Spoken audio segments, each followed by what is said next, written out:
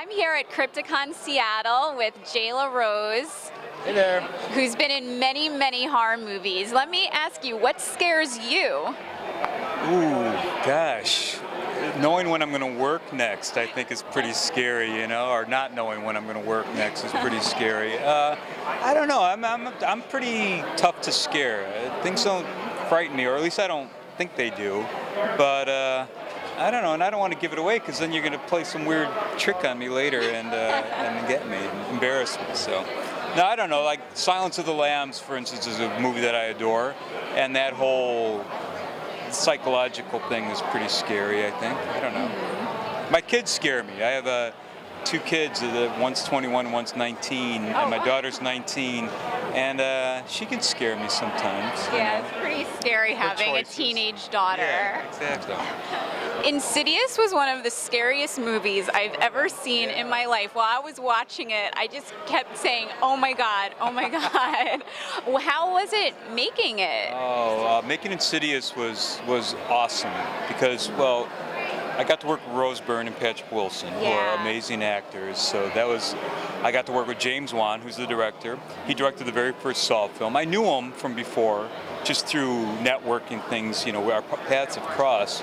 But he called me up and said, hey, I got this role that I think you'd be cool for. So it was one of those too where, you know, I didn't have to bend over backwards and audition awesome. 10 times. And it was an offer. And but it was a modest budget, so it wasn't like I was going to get rich.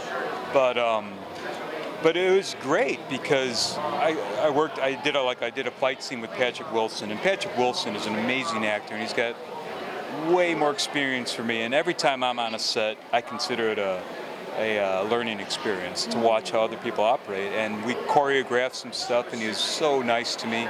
And then all that went great. And then the movie to turn out so wonderful as it did is just like kind of icing on the cake, you know? I mean, I already did the work, so there's not much I could do about it at that point except enjoy and hopefully enjoy the accolades if it happens to turn out good, which it did. So, you know, yeah, it was great. Cool. And do you have anything else coming up that you'd like to share? Well, let's see. I worked on a project about a year ago called Renee, which is it's not a horror film. It's based on there's an organization called To Write Love on Our Arms, and it's a support organization for youth.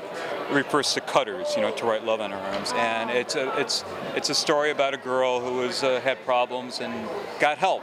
And Kat Dennings plays Renee, so I got to work with Kat. Yeah, she's amazing. So I got to work with her last year, so that was thrilling. And that should be out. I think it's in festivals right now, and I think may have found a distributor. I'm supposed to hear soon, and then a couple weeks ago, I got to work with Mark Ruffalo. I know, so that was awesome. He's the Hulk, man. No, and I've always admired him, even before the Hulk. And in a film called Now You See Me, my role is modest, but the cast is like Woody Harrelson and Morgan Freeman, Michael Caine, and I'm like, oh.